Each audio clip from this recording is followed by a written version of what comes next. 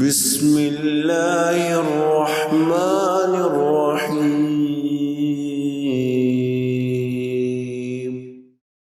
اللہ رب العزت کی اطاعت گزاری اور عبادت پہ سست پڑنا، قرآن کریم سے متاثر نہ ہونا، اللہ کے ذکر کا اہتمام نہ کرنا، اللہ تعالیٰ کے احکام کی خلاف ورزی ہوتے دیکھنا اور افسوس نہ ہونا دل کی سختی کی نشانیاں ہیں۔ دینی ماحول سے دور رہنا، دین سیکھنے اور سکھانے والے حلقات میں شامل نہ ہونا، دنیا داری میں غرق ہو کر رہ جانا، زیادہ کھانا، زیادہ بولنا، زیادہ سونا اور ہنسنا دل کی سختی کے اسباب ہیں۔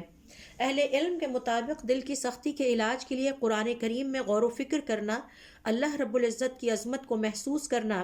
دین سیکھنے اور سکھانے والے حلقات میں شامل ہونا، مختلف عبادتوں کا باقاعدگی سے اہتمام کرنا،